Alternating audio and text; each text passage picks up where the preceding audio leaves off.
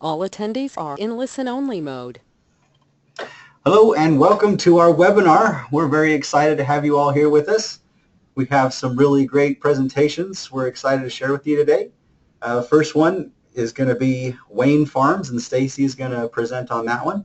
The second one will be Pilgrim's Pride, and Becky will do that one. And the third one will be Julie, and she will talk about procrastination, or how not to procrastinate. Really excited to give you those presentations.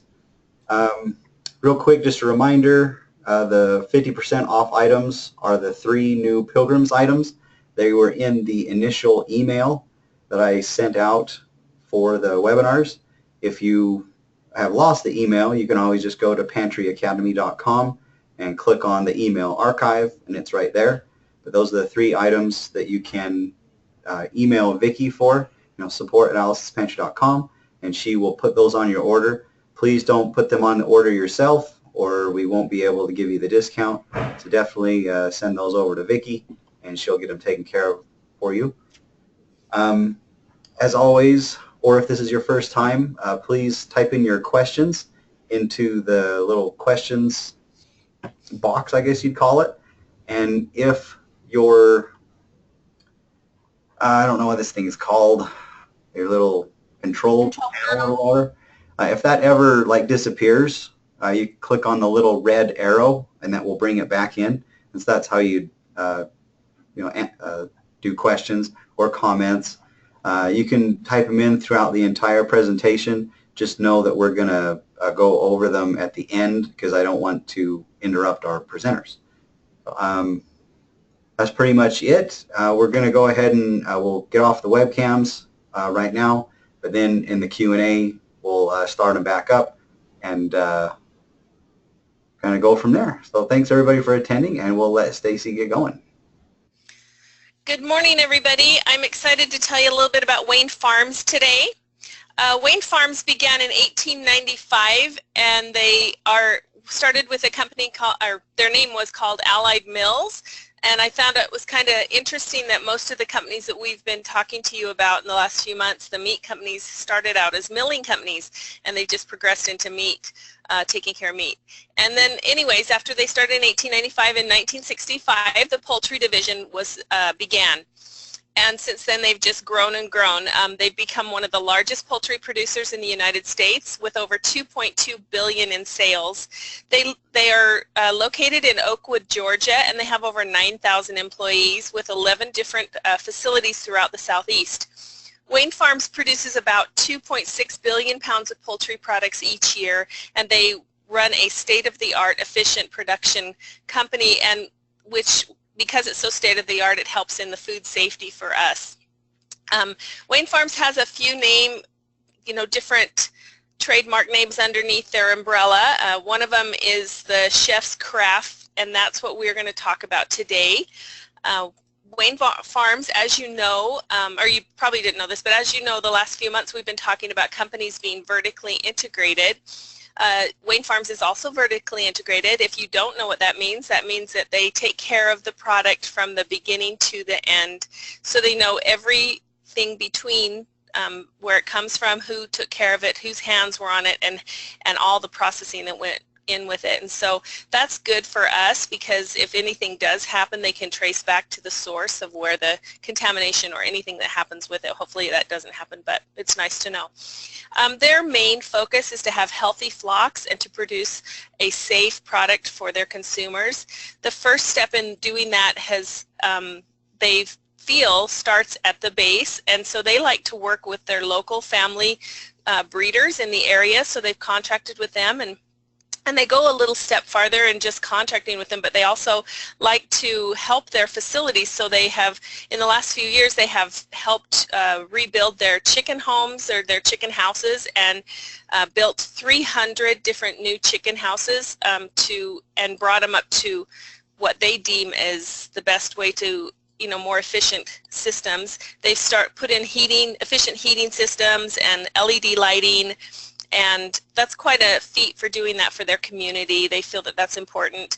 And so as they work with these family-operated breeders, they purchase the fertilized eggs from them and bring them back into in-house and let them incubate and hatch. And once they've hatched, within 24 hours, they are transferred back to the breeders again to be raised to the optimal size. They feed them all natural, high-quality grain-based feed, which they own the mills themselves, so they know what goes into it, raising them very nutritiously, and they are free of hormones and steroids. They also are raised in cageless environments with allotted space and with fresh air, clean water, and the good feed like we talked about. This last little while they actually installed 5,000 efficient fans in their breeder houses because they're so hot in the summer, so it helps the birds stay cool. Another great thing that this company does is they hand process their meat. A lot of companies have gone to the mechanical processing, which we talked a little bit about last month. Julie told us about that and how that works. But Wayne Farms prefers to do the hand deboning, and it is a little more difficult on the workers. They tend to get a little more carpal tunnel and issues like that because it is so intrinsic, but they do they do this because it makes it a little easier to be more consistent in the quality that comes across in the meats, and they can control the cuts of meat, and also they can control the quality of bone removal. So that's kind of a lot of companies have gone to the mechanical, so it's kind of nice to know that they still do it by hand. Chef's Craft Gourmet Sausage. Why are we talking about chicken sausage? Because most of all of us know that sausage, when we say sausage, we tend to believe that that is beef or pork, but chicken sausage has become very important in the last little while because, number one, consumers are demanding it. They want a more healthier option. And sausage, why sausage? Because sausage is like one of the fastest growing categories out there in the retail market. The last 5 years, the sausage sales have grown to 8 million pounds a year. Now, the Chef's Craft brand was created by chefs for chefs, and we all know chefs are sometimes a little picky about what they're cooking with, and so they always like the best for the best. They have, formulated these flavors and these tastes, and I think you're going to like them because they're so unique. They're easy to work with. You can cook them so quickly and easy to prepare, and they're very versatile, and you can use them in a lot of different things. Okay, this is a label that's on one of the packages that you're going to see when you get the package from the Allison's Pantry. And what I want you to notice on it is, number one, the ingredients. Number one ingredient is chicken, and then everything else in there you'll notice is just seasonings and flavorings. And then you'll notice down a little farther there are no artificial flavors or colors. It does say fresh, never frozen, but just to clarify, you will receive this product frozen. It does come from the manufacturer frozen to us. We did that just because it's a little easier to handle, and it will also give you an extended shelf life, and I'll tell you about that in a second. It's also gluten-free. It's 100% farm-raised. Now skip over to where it says keep refrigerated. Underneath there it says pack date. The date on this package was 6/1/15, and you'll notice it says use or freeze by 11/28/15. That is 6 months. It's got a 6-month shelf life in the refrigerator. Once you open it, you have 3 weeks to consume it. But if you put it in the freezer, it extends your shelf life 1 more year. So from the time you throw it in the freezer, it's going to have a year on there, just so you know. And then everything else, it's also got its nutritional value on the side there too.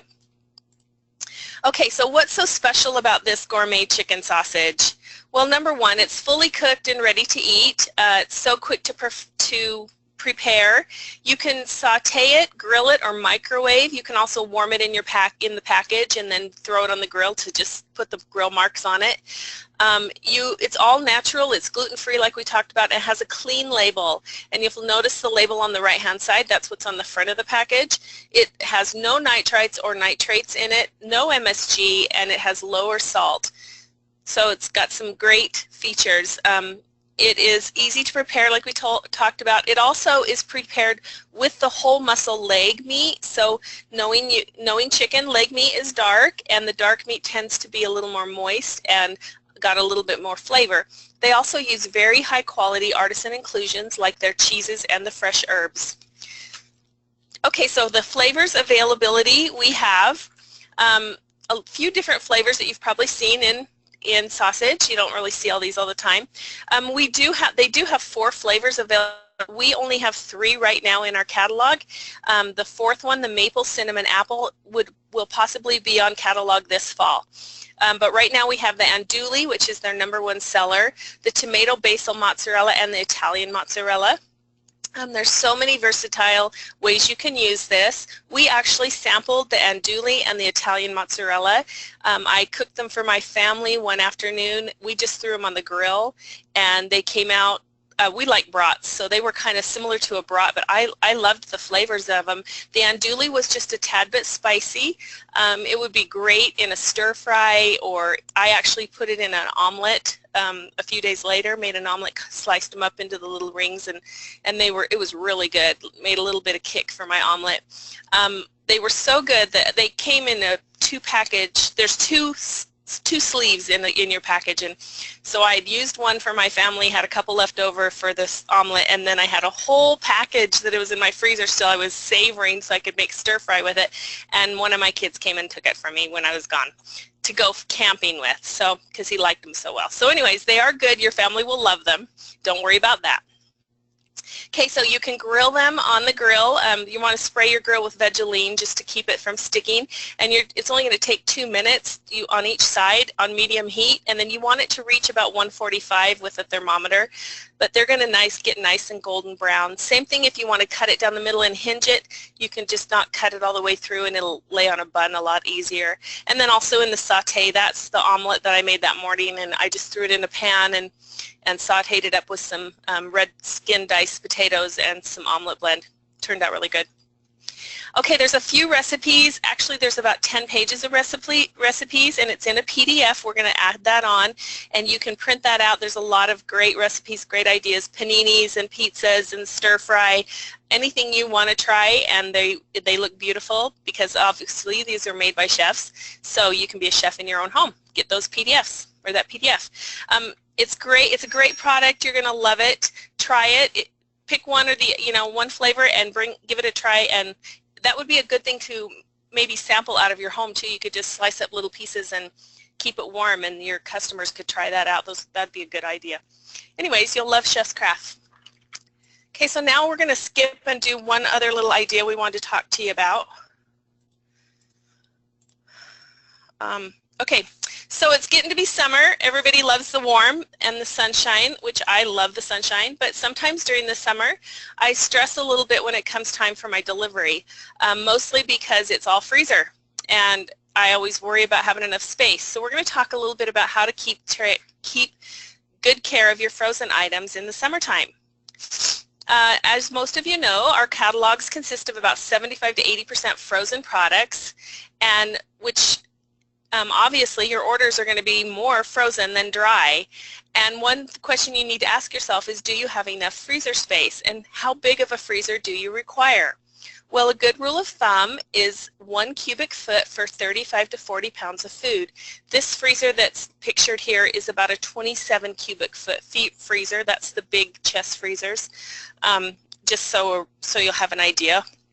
And we tend to, as reps, when I saw the 35 to 40 pounds of food, I wasn't really quite sure how much food that really is. I mean, I know in terms of how big my sales are, how big my order is, but I didn't really know pound-wise. So just in our mentality as a rep, we think sometimes in the terms of dollars in sales. So just to give you an idea, I have a commercial freezer that holds 48 cubic feet, which is about 2 of these chest freezers full, and I average about $3,000 a month in sales. Well, when I broke that down, because I never have a problem getting all my food in that freezer, that's approximately about 1 cubic foot for every $62 in sales. So if you want to just be careful and round up and just think to yourself that for every 50 bucks you sell, you need about a cubic foot of space, that would probably be a good rule of thumb.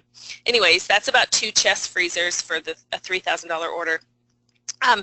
One of the reasons why you want to have adequate freezer space is because, number one, it's a huge stressor for you. When the food is coming and you cannot get it all in the freezer, I don't know about you, but I am in a state of panic because I've got to get that food out to the customers before it changes its consistency. And there's nothing worse than having melted food. And it can give a really bad impression to your customers, and you don't want to do that. You speak for our company, so you want to give the best impression that we can. If you do have a situation where you have food that has thawed, you would be better off to tell your customer, either tell her what happened, like if you had a freezer that went out or something like that. Most people are pretty understanding, but if you basically just didn't get it in and you were negligent, then I would just tell her you didn't get it. I know that's a little white lie, but I would just say, I'll reorder it for you. I didn't get it, because I would rather do that than give a bad product to a customer. And if that happens, please be honest in what you're doing and take the hit yourself, because it's not Allison's Pantry's fault that it got melted, and they shouldn't cover you for that cost. That should come out of your own pocket. So in order to avoid that, let's just get enough freezer space so that you have room for it. When you get your freezers, you want to make sure you're checking them regularly for the with a thermometer to see what temperature they are. I never used to do this. I've done this for 22 years, never really had a thermometer. 2 months ago, I had my freezer actually go out on my delivery day. It was a very stressful moment. So from that point on, now all of my freezers and my refrigerators have thermometers in them. And it wasn't the thermometer's problem that it went out, but anyways, it keeps me a peace of mind, so I can open my freezer and see what the temperature is, and be feeling good inside that I know it's working like it should. You'll want to check your temperature of your refrigerator and your freezer regularly. Your refrigerator should be at 40 degrees or lower, and the freezer should be at 0 degrees or lower. Mine tend to run at 38 in the fridge and about -10 in the freezer. These thermometers can be picked up at your local hardware store. They're about $7, or you can get on Amazon and have them sent, and they were like $7 to $11. So pick whatever kind you want. You want to clean and defrost your freezer every 3 to 6 months as needed. It gets a little dirty underneath, and the grills, when they have dust and everything on them, it tends to work your freezer too hard, and especially in the summer when it's hot, and if you have a freezer in your garage, make sure you're cleaning that out regularly and defrosting it. Before the truck arrives, make sure you have enough room to store your freezer items. You do not have the time, once your order is sitting on your driveway waiting to be put away, to clean out your freezers and get that product in there. It needs to be done immediately. When your product arrives, it comes to you on the truck, or if you're a local rep, you pick it up at the warehouse, and it comes out of that freezer at 0 to -10 degrees. Your #1 priority is to get that those freezer items in the freezer immediately. Check off your orders as you load it in the freezer, and this will enable you to get it in there quicker and more consistent, and keep the temperature more consistent. Organize your products into like items. So do all the chicken in one place, and all the potatoes, and all the veggies and the fruits, because then when you go to pull it back out for your customers, it makes it easier, and you're not digging through the products and causing tears and damage to your product. So it makes it a lot easier. You're going to always want to refrigerate your perishable items within 2 hours, and in 1 hour or less than an hour when the temperature is above 90 degrees, because it melts so quickly. Make sure that you focus on what's most important to get in there quickly. Your ice cream, we're coming into Barks seasons, where everyone loves the Barks root beer tubes. I noticed they are on at catalog 5, so you're going to start selling these. Make sure you get those in immediately so they don't melt. The fruit fruit and vegetables are all frozen individually in little pieces, and if they melt, then they start to clump together like that picture on the right, and nobody likes vegetables like that, and we shouldn't be selling them when they look like that. So make sure you get those in quickly. You'll want to put your yeast and bread products in, because they begin to thaw and rise, and it cuts the consistency, or the rising power of your yeast if it thaws and then freezes again. The meat, poultry, and fish items, you need to get those in quickly too, just because bacteria begins to grow if the temperature fluctuates. And I've noticed too that fish thaws very quickly. It's so thin that it just doesn't take very long at all, so get those in quickly too. If you'll work quickly and efficiently, and if planned well, you can keep your frozen order frozen without any loss of quality during the summertime heat. Keep your customers happy and notify them quickly to retrieve all your orders as soon as you get them in there. And also have some help doing your inventory. It makes it easier and quicker to put it away if someone's helping you. And then the last one thing is, remember, you represent us, and we want to give the best to our products to our customers, give it to them just as you received it from the company in #1 condition, and everyone will be happy. No one likes paying for melted ice. Good luck this summer. I know you can do it, and you're all awesome. Thanks. All right, thank you. Great presentation. We'll switch that over to Becky now, and she'll present on the Pilgrim's Pride. All right. Well, I'm excited to talk about Pilgrim's Pride products this month, and their motto is all about great taste. That it's really a big thing for them. Some facts about chicken. Most households eat chicken about 4 times a week. They love it because it's a less expensive value protein. It's very versatile. It can be used a lot of different ways with a lot of different seasonings, and it's really considered the healthiest protein because it's low in fat. So about Pilgrim's Pride. There's a lot of information on this next page, but I'm just going to summarize by saying that it began in October of 1946. Aubrey Pilgrim and his partner Pat John started it. They purchased a feed and seed store, and what they did out of this store was they would sell 100 baby chicks and a sack of feed to local farmers, and the farmers would take the chicks home and raise them in their backyards and feed them with the seed, and then when they were grown and ready to be processed, they'd keep several for themselves and they'd give the rest of them back. And by doing this, they were able to build their feed cells, and that was kind of the innovative idea that started all of this vertical integration, because they were starting to have the whole process of feed and the chickens and processing them. So that was the innovative idea that came to what we know today. Shortly after they started their partnership, Aubrey's brother both joined them, and so over the years, they purchased different companies that helped in the total processing of these chicken. And in 2008, when we saw a lot of financial difficulties and market issues, Pilgrims really struggled to the point where they ended up filing a Chapter 11 bankruptcy. And they were able to pull through it by bringing in a new CEO who helped with a 13-month reorganization, and then GBS USA, which is a huge global company that's involved in all kinds of areas of meat production and transport. They bought 64% of Pilgrim stock, and currently today they own about 75.5%. But because of all of this happening, Pilgrims was able to get back on their feet, pay off all their debts from the bankruptcy, and continue providing such a great high-quality product that they do today. They've been at this for over 60 years. They sell their product to all over the world. They work with over 4,000 family farms through the United States and Mexico. They're currently the second largest chicken producer in the world, and they can process 34 million birds every week, which comes out to about 7 billion pounds of chicken annually. So 1 out of every 5 chickens in the United States comes from Pilgrims. All right, so they really take their job as a company seriously. They want to be responsible in all aspects of what they do. They have a sustainable progress mission. They want to make sure that the resources they use them responsibly. They use them a minimum amount as they need. They take care of the waste that their facilities and their farms produce so that they keep the environment clean but produce a quality and affordable poultry product for us.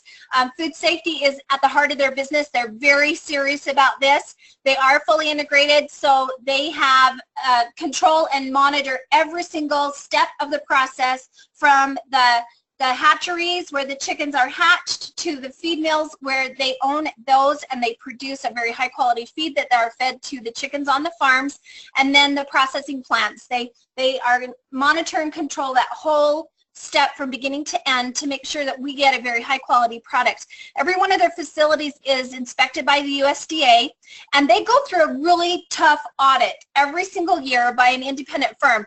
And this audit is actually a global food safety initiative. There's 326 requirements that they have to meet to get their final certification, and every single one of their plants has met that certification for 4 years in a row. So you can tell they really take this serious. Every one of their employees, when they start working there, they go through a rigorous food safety training.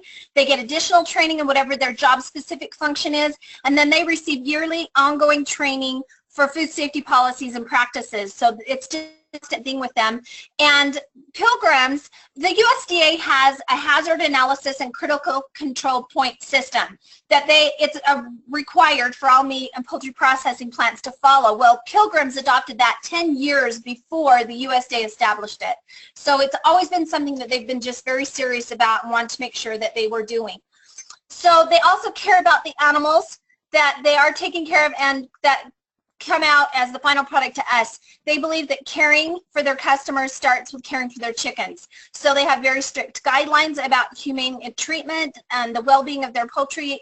Every employee that handles a live bird has to go through an animal welfare training, and they have to do that every single year, and that includes their contract growers. And then the growers also are required to take every step possible to keep those flocks safe from disease or illness, and to make sure that they're raised, transported, and processed humanely. They're also very involved in their communities. They want to be able to give back to the areas where their employees live and work, where their facilities are at. So they support a lot of nonprofit organizations from local communities clear up through national organizations. They are very active in supporting hunger relief efforts. They donate millions of pounds of chicken to food banks and hunger relief organizations all over the United States, and they volunteer and help with the United Way in their communities.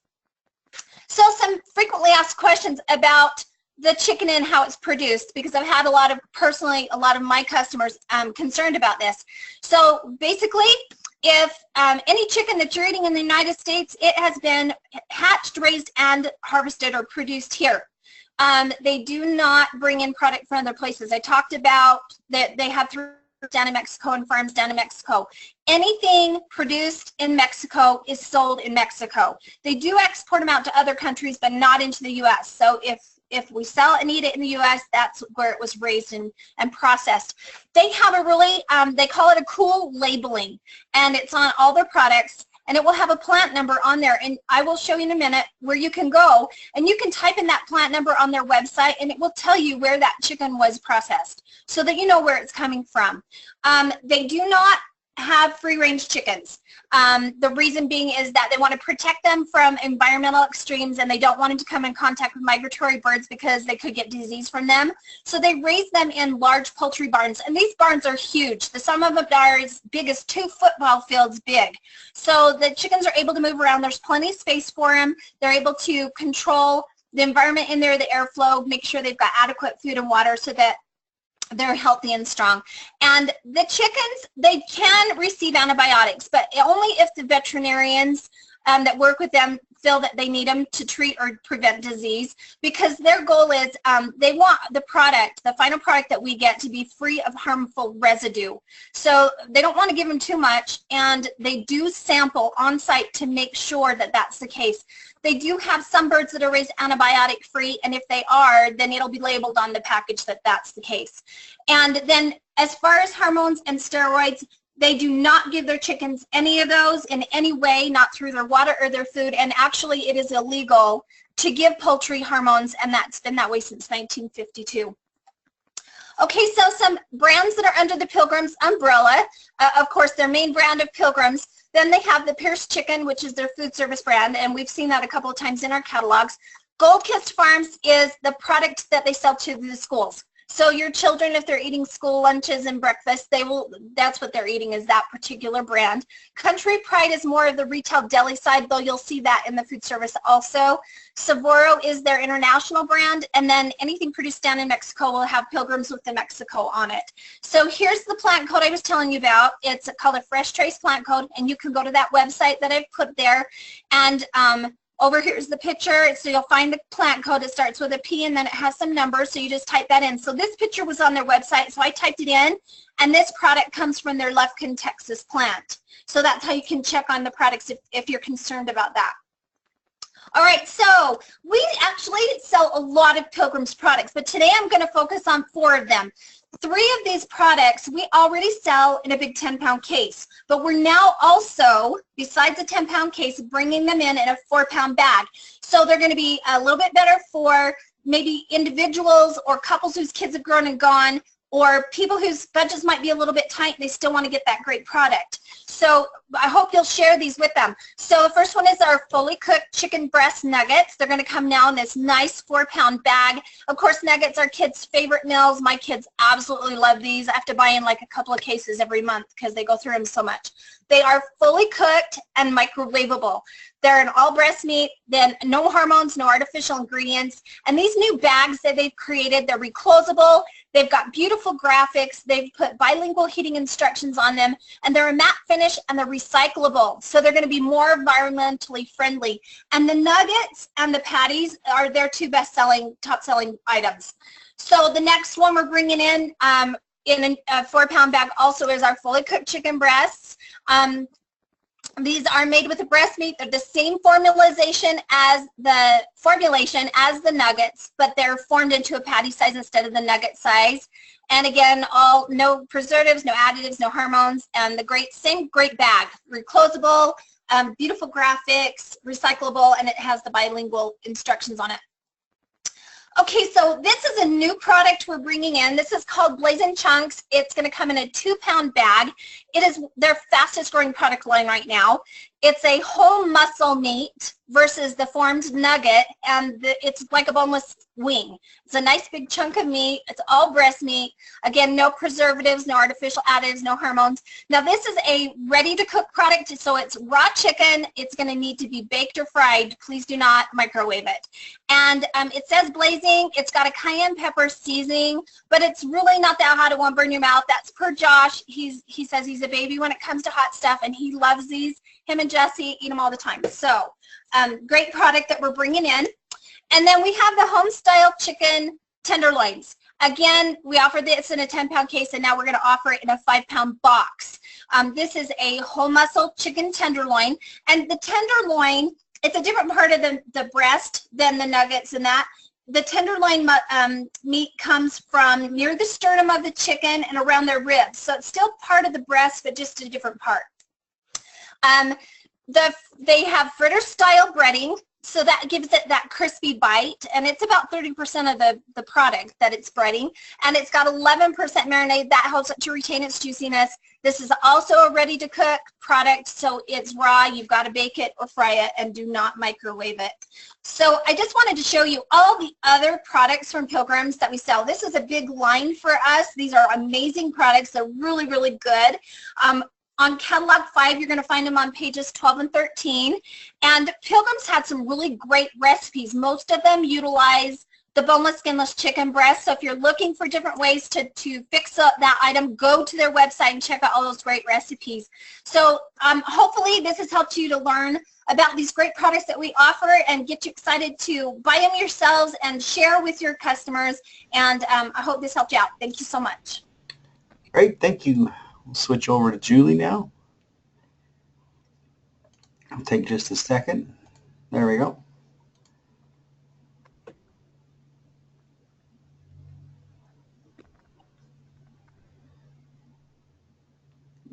You're going to want to unmute yourself, Julie. Thank you. I forgot to do that. I'd like to start by telling you a story. We have some neighbors that live around the corner from us, and they have the cutest family. They have 4 little girls, and their dad, Andy, is an accountant, and he recently lost his job. At my husband's work, he works for a nonprofit. In the finance department, they were hiring an accountant last week. And so we called Andy, the name of the neighbor, and said, hey, are you interested in this job? Because we know that it's who you know, not what you know. And he said, oh, yeah. So Pete gave him all the information to fill out an application and turn in his resume. A few days later, Pete was talking to HR, and they said, yeah, we've closed the job, no more applications, and we're starting interviews. And so Pete said, did you receive an application from Andy? And they said, no, we didn't. So Pete called Andy on the phone, and Andy goes, oh, yeah, I haven't filled that out yet. My internet was acting funny. It was down. Oh, man, he totally missed the perfect opportunity for a really good job with great benefits. I was sick about it. Procrastination can be a problem. It can cause you to lose a job opportunity. It can cause you to have a bad reputation because you don't follow through with family, coworkers, and friends. It can cause you to lose your ambition to succeed because you're so busy doing today, what should have been done yesterday, last week, all those things, that you don't have time to work on what's going to matter to you. And it can also keep you from accomplishing your dreams because for the same reason, you're not working on what's most important. And it can also threaten your well-being because if you're putting off important doctor's appointments or dentist appointments, then that can be a threat to your health. So why do we procrastinate? Are you a waffler? Do you make a decision and then you waffle back and forth and go, oh, maybe I should, maybe I shouldn't? Or you overanalyze and overthink it until it paralyzes you? Do you think you work best under pressure? How do you feel about stress? Waiting until the last minute will make it skyrocket.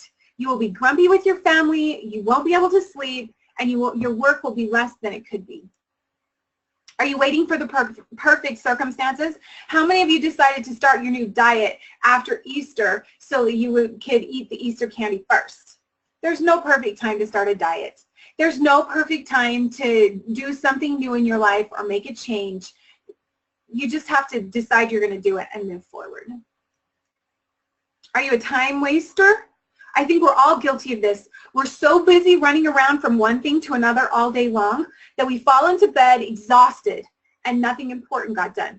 We just put out fires all day. You need to do the most important things first. Schedule what matters. I have a confession. I actually schedule calling my kids and texting my husband. Do you procrastinate because you want to feel good now? Richard G. Scott said, think of the long view of life, not just what's going to happen today or tomorrow. Don't give up what you want in life for something you think you want now. That's the problem with trying to feel good right this minute, is that in the long run we end up feeling worse. And the best way to overcome this is to make a decision that you're going to do something different. So we need to break those bad habits. And how it happens is it's unconscious. If it's something it's a task that's boring, frustrating, not fun, or something we don't know how to do, we put it off. And it doesn't work. The first time we have to decide we're going to do something different, and we have to decide that it's okay to be different.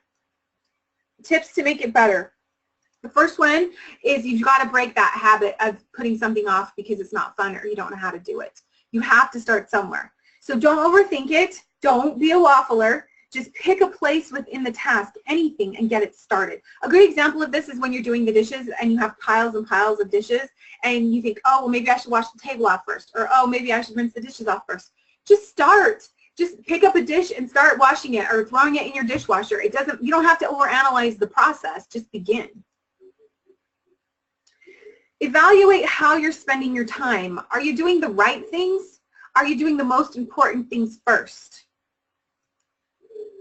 Make a crazy to-do list. A crazy to-do list is a list of only the things that you are avoiding, not the things you're going to do anyway. Break it down into smaller bits. Instead of saying, I have to make 50 reminder calls today and I don't have time, make 5 calls a day overtime. Everybody has 15 minutes that they can fit into their schedule to accomplish a task that's really important. Eliminate distractions. We've talked about this before. You cannot eliminate your children. Although sometimes I bet you wish you could. Kids don't count. You can't eliminate them. So instead, work around your children's schedules and then eliminate the other distractions.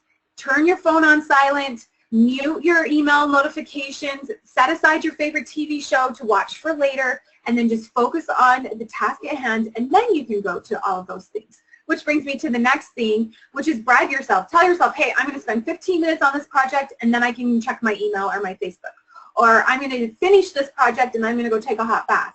And vice versa, you can give yourself consequences. Ask yourself how you will feel. This is an important one for me. I like to ask myself, well, how will I feel when this project is completed? Or how will I feel if I don't do it? A lot of times, just the anxiety that comes from knowing it's not completed and I have to worry about it is enough motivation to work on it. Ask for help. We think that it's a weakness to ask for help, and we think that we can get everything done by ourselves. That is a fallacy. It is not possible to do everything all the time by yourself. So ask for help. A good example of this is with delivery. If you see the delivery schedule and it doesn't look like you're going to be able to make it there, don't panic. Just call a customer or a friend and offer them $20 to unload your truck and put it in the freezer, or offer them some free food from Allison's Pantry. Then everybody wins. Last, announce your intentions. Put it on Facebook or send somebody a text. The embarrassment of not doing something that someone thinks we're going to can be a real motivator. It can hold us accountable. So how does this all apply to Allison's Pantry? First of all, use a calendar to schedule your tasks. I put on a schedule when I'm going to call my customers, when I'm going to send out texts, when I'm going to send out emails, when I'm going to print my invoices, all of that kind of stuff, so it doesn't creep up on me, and so that when I'm planning my day, which I do every day, when I plan my day, I can work that into the schedule. Start reminder phone calls and texts early. When you wait until the end of the week to start making those, you're missing a lot of customers that have gone out of town for the weekend, and that's a lost sale. Plus, you don't know what's going to come up in your own life that's going to make it difficult to complete that. You'll have more success by starting early. Take time to balance your business checking account and to track expenses and mileage. Some of the paperwork we do is not glamorous, but it's an important part of being a good business owner. Don't wait until Monday of order day to put your orders in portals. Some of you remember the painful experience a few months ago when portals went down on order day. For those of you that did not have your orders in, it was stressful, it was a nightmare. But for those people who already had their orders in, it was no big deal because they didn't have anything to worry about. If you put them in a little bit at a time as you receive them, it only takes minutes and it just saves you so much time. Because also, portals works a little bit faster when no one's on it. These are the sources I used when I prepared my webinar today.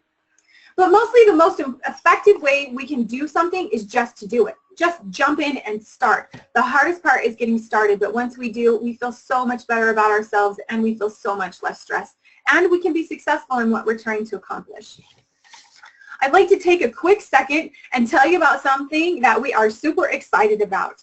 We are so ready to grow with Allison's Pantry. We have established cities in your state where we are looking for representatives. And your RSM will be calling you and letting you know what those cities are. And we're hoping that you might know a neighbor, a friend, a family member, a customer that knows somebody in those cities that wants to be an Allison's Pantry rep. It has never been a better time to be a rep. We mail out your catalogs for you. The orders are coming faster. Everything is easier than it's ever been before, and everybody eats. So it's easy to sell Allison's Pantry. So we think it would be great if you would put on your Facebook post how much you love selling Allison's Pantry, how it's blessed your family, and ask if anybody knows somebody in those cities that might be interested in selling Allison's Pantry. So if you give us the name of somebody who becomes an Allison's Pantry representative, we will give you a $100 gift certificate after their first order that's above minimum. And you can do so many things with that. I know you all have stuff in the catalog that you want to buy, but you haven't because you end up spending your money on the things that you need or the things that are more priority. It would be so fun to try all those things that you haven't tried yet. Or it might be great to stock up on your food storage. Or you could buy the products that you know your customers love, sell them to your customers, and then you could pocket that $100 and use it towards purchasing another freezer or something fun for your family.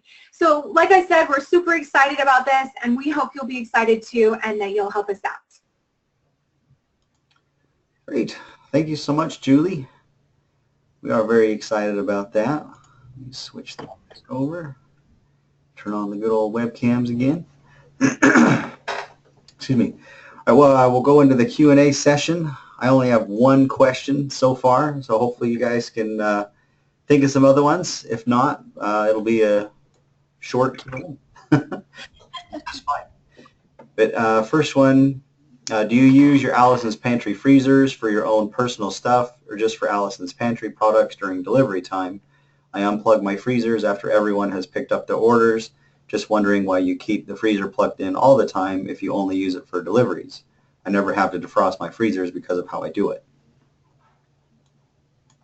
I always unplug my freezers after delivery too.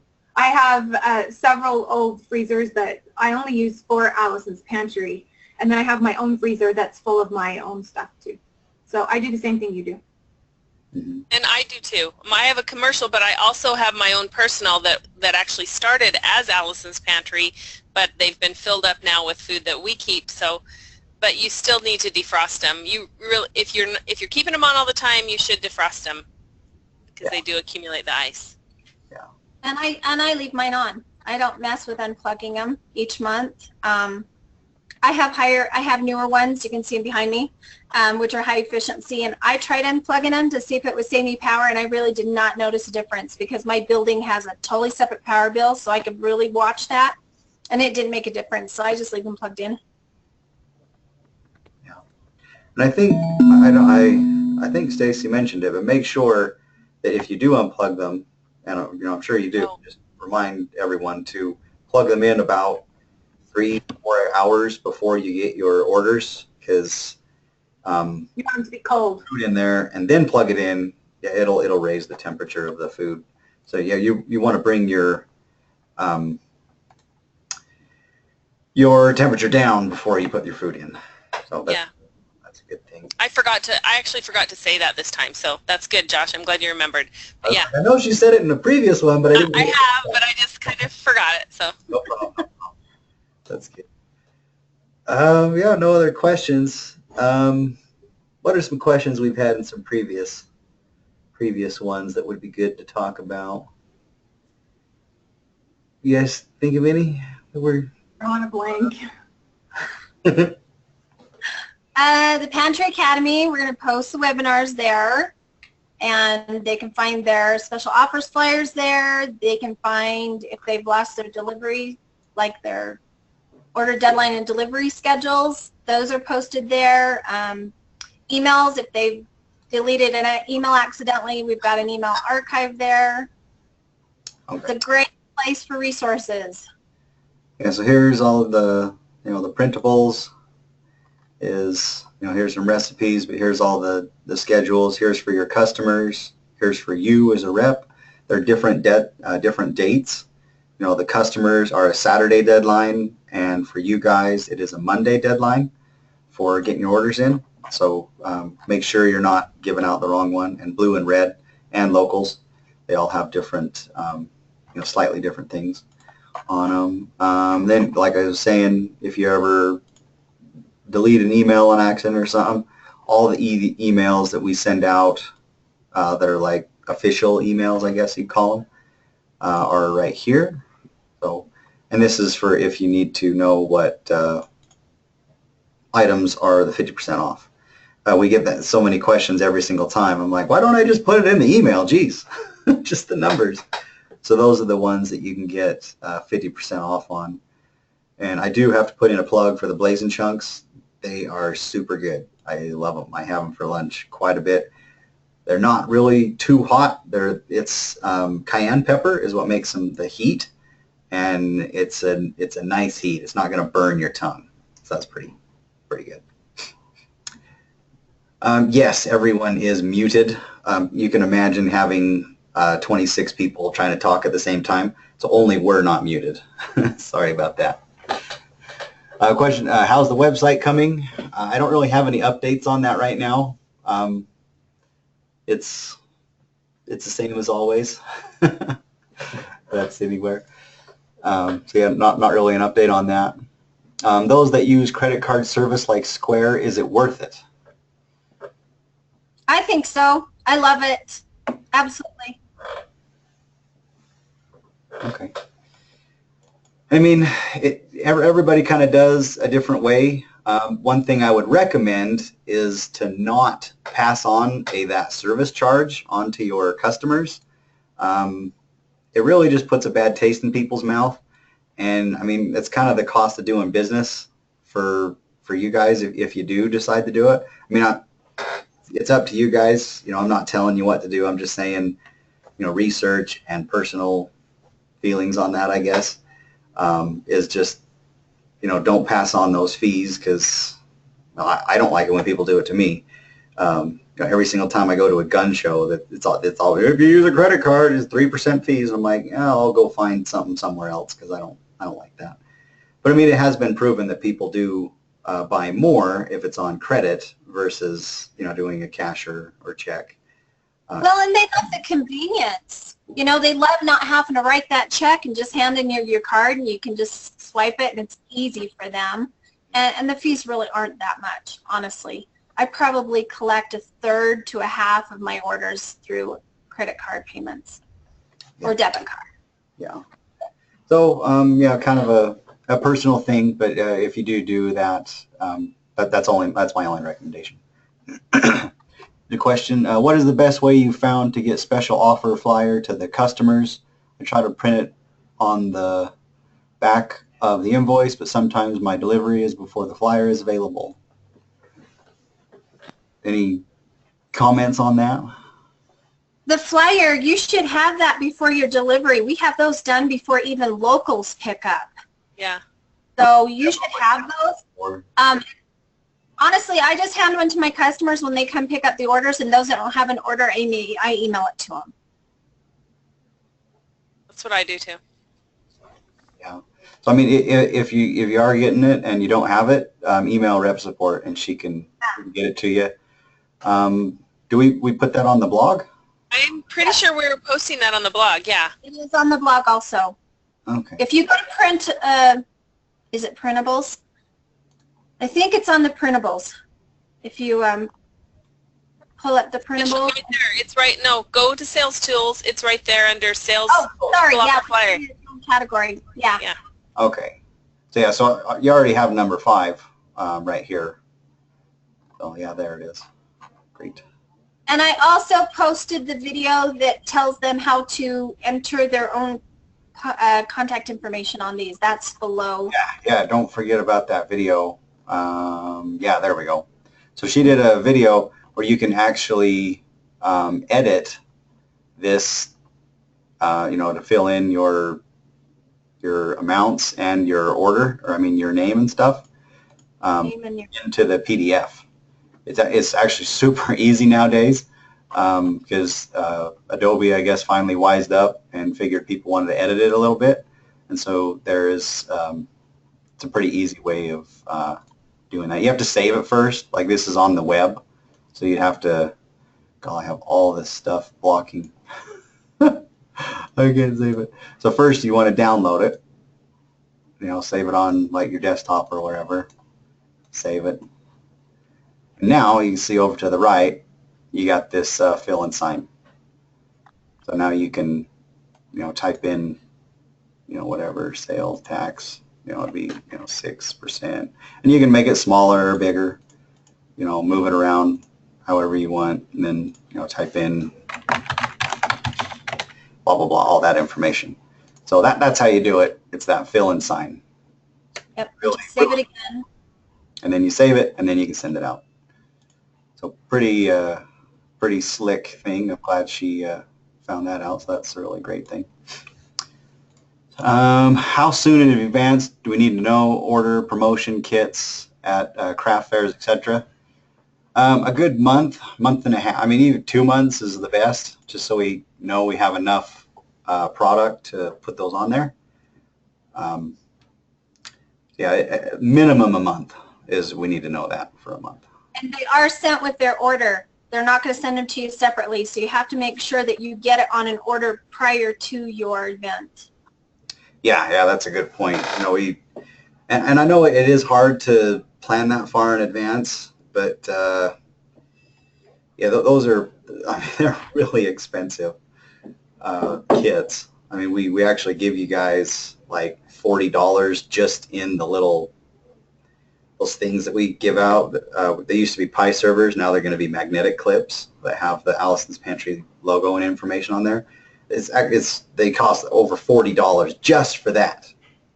So I mean, this kit is worth a lot of money. So we want to make sure you guys are getting use out of it. Let's see. I love using Square as well. Oh, that's good. Any other questions from anybody? Looks like we're kind of winding down. So, okay. Well, just a quick reminder, make sure you're emailing rep support. I point over to the right because she's just over to the right of me. I'm sure you guys don't care about that. But support AllisonPantry.com. Tell her one of the 3 items that you'd like for the 50% off, and she will put that on your order for you. The next webinars will be next month in May, the 3rd and the 4th and the 5th. We're not exactly sure on the times yet, but it'll be on Camp Chef Holton and how to do a successful fair booth or fair kit, or tasting party, etc. Kind of what you use the fair kit for. So Marketing kit. Yeah, marketing kit. Yeah, it's not a fair kit, marketing kit. So that's great. So I'll go ahead and end the webinar. Really appreciate our RSMs for doing such a great job presenting. Thank you guys for taking the time to view the webinars. As always, we post every single one of them on the blog. So if you came in late or wanted to see something again or anything, also all the printables, all the recipes will be on the blog. So definitely make sure you check those out. But I'll go ahead and